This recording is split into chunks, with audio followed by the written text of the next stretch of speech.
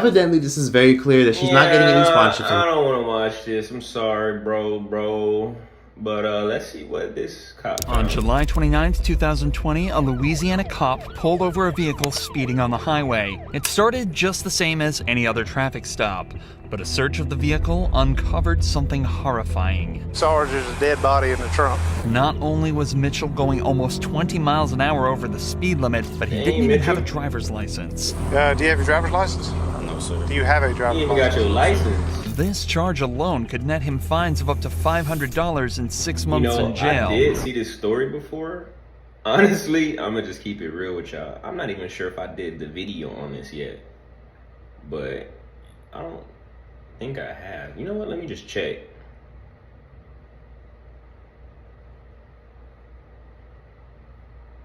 I don't think I did this video.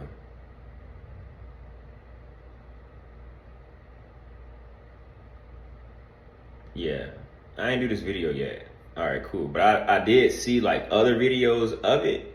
But anyway, I haven't seen this one. Not to mention the fines from the speeding ticket. But unbeknownst to the cop, Mitchell will be going back with more than just a speeding ticket. Is there any weed in the car, man? Don't Boy, stop. like a baby. Step here. Is there any weed in the car? Yes or no? Just a doobie in the ashtray, like. Okay. Other than that, this Anything else? This It just a movie in my ass straight. When did you puff last? was Be honest. Because I'm a drug recognition expert. about an hour ago. The cop is looking to get Mitchell on more than just a DUI charge. An 18-year-old You said an speeding in a hour car like ago? this that stinks of Now you weed gotta tells the cop that there may be freaking- something deeper to this traffic stop than What a is it kid called? going too fast. DUI? But before he asks to search the vehicle for any DWI? other drugs, Mitchell starts to act increasingly suspicious. All right, where are you headed right now? I was just headed back home. Where's home? What's your address? No, stop. Come here. Where do you live? It's easy. It's easy to answer this. Where do you live? You don't know how to drive to You your know where house? he lived at? I was coming from there, how I got lost. So what's the address? You don't know your address? No, sir. Okay, come back here. Can I take a look in your car? Yes or no? Yes, sir. Mitchell has now Hey Max, oil change today? Yep. Can't even play it consented to cool. the search of his vehicle. Like, The he cop didn't is even play it realistically cool, bro. only searching for weed and any other drugs possibly in the car, but he has no idea what he's actually about to find. A search of the front seats turned up nothing, but upon examining the outside of the car, the cop discovered multiple bullet holes across the left side of the vehicle. It's becoming more and more obvious to the cop that something is not right at all here, and this suspect was likely caught up in something much bigger than he first realized. When did all this happen? When did all that happen? That happened. When? My brother, he said it. How long ago? happened, Days? like, yeah, it was like. Okay, come back. Just leave this here. Come back here. Just stay right here in front of my car. Hey, it's Jesse again. I'm sorry to bother you. I got this car speeding 73 and a 55. It's a black and orange Camaro. And it's got like 3 bullet holes in the left side of it. He said he thinks his brother said his car was in something 2 nights ago. The officer's check of the vehicle returns nothing other than proof Mitchell is lying. His address comes back as somewhere completely different to where he's saying, and the car is registered to someone with a completely different surname.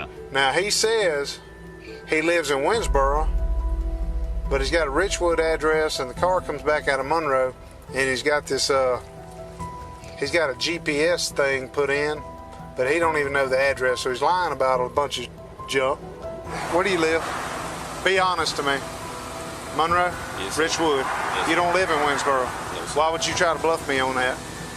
Why would you lie to me on that? Because I already knew that before this guy said something. What's up? Talk to me. You better stop lying to me right now. You're gonna be in jail. I'm just going to my sister's out To your sisters? there. That's the last freaking lie you better tell me. This whole situation Wow. I just got an Amber Alert on my phone. Like, is already immensely confusing. But then all of a sudden, something even weirder happens. A completely random man pulls up at the scene claiming that his family are looking for him. His family in Monroe is looking for him. They sought me out here. Okay, all right.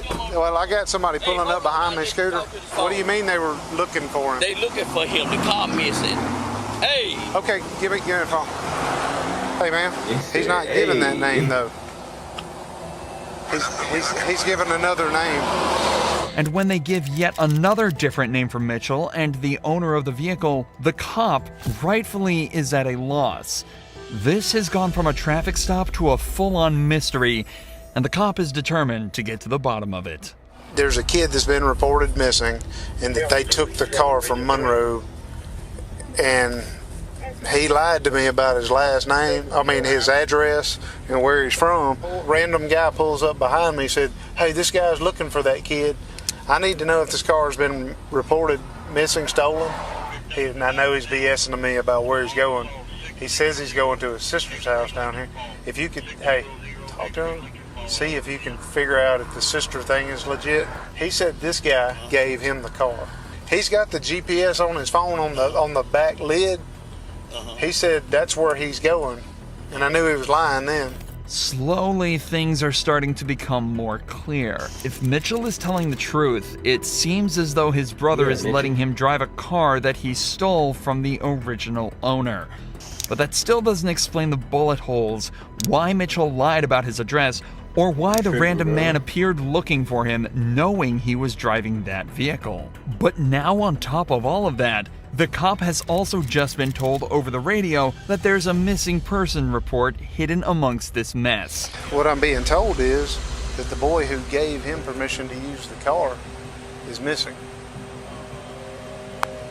So he's lying his ass off. Go looking for the person who owns the car, find out that the son of the owner of the car is missing, and now we got bullet holes all in the car. I got you. So something's... Something bad, bro. The only thing he lied about was his address in Winsboro.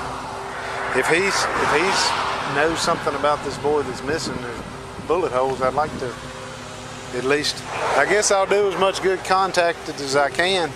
A few more calls are made, and it turns out the missing person is Michael Robinson, the alleged brother of the boy at the scene, and the man who gave him permission to be driving the car today.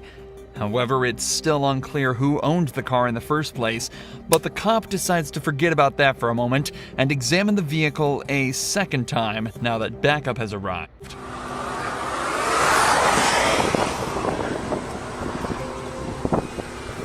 Like, this looks close. Like bam, bam, bam, bam. Yeah. And the boy, see? Little did he know, this is where all his questions would be answered at once in the most gruesome way imaginable. I'm gonna do the obvious thing I want to do.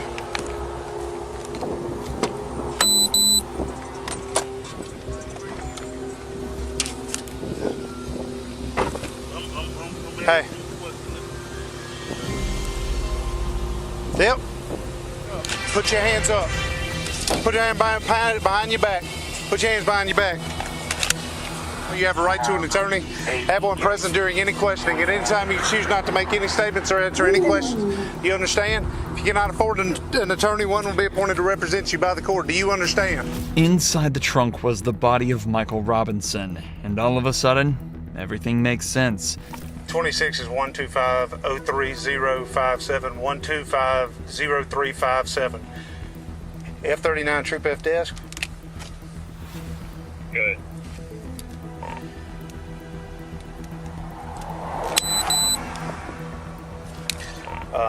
Need a supervisor out here. Damn, that's crazy. All right, I get the guy out. He's super nervous. He lies to me about his address. He's got no driver's license. He says he's going to his house in Winsboro. Well, I find out he lives in Richwood. I pop the trunk. Sorry, there's a dead body in the trunk.